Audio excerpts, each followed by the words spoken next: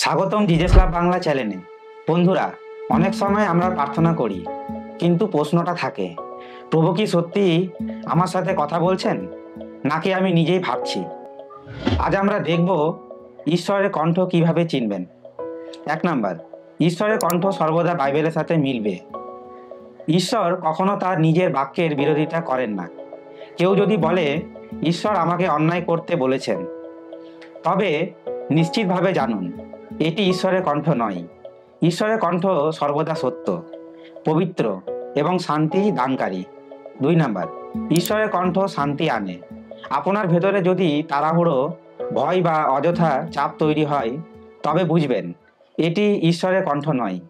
ঈশ্বরের কণ্ঠ সর্বদা এমন সময় গভীর শান্তি এনে দেয়, যা বাইবেলের পরিস্থিতি একই থাকলেও হৃদয়ে আলো ও নিশ্চয়তা জাগিয়ে তোলে। 3 নাম্বার, ঈশ্বরের কণ্ঠ আসে 3 ভাবে। 1 নাম্বার, বাইবেলের মাধ্যমে। আপনি যখন পড়েন, হঠাৎ একটি শব্দ আপনাকে ছুঁয়ে যায়, মনে হয় এটাই তো আমার উত্তর, এটাই ঈশ্বর কথা বলছেন। 2 নাম্বার, পবিত্র আত্মার নরম কণ্ঠ। একটা ছোট্ট ফিসফিসানি ওখানে গিয়ে দয়া দেখাও। এই নরম কোমল সতর্কতাই হলো পবিত্র আত্মার নির্দেশ।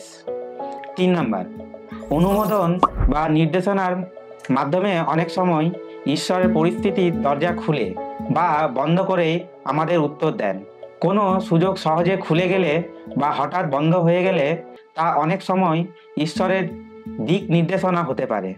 4 নাম্বার, ঈশ্বরের কণ্ঠ শুনতে হলে হৃদয়কে শান্ত করুন। কোলাহল, ব্যস্ততা আর টেনশন ডুবে গেলে আমরা ঈশ্বরের কণ্ঠ স্পষ্টভাবে শুনতে পারি না।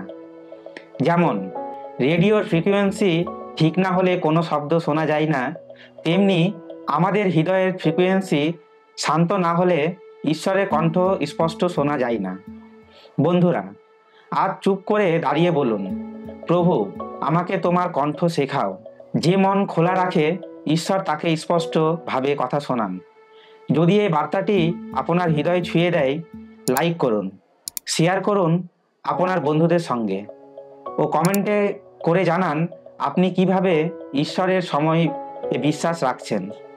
এবং অবশ্যই সাবস্ক্রাইব করুন জিজেস লাভ বাংলা চ্যানেলটিকে। ঈশ্বর আপনাকে আশীর্বাদ করুন। ধন্যবাদ।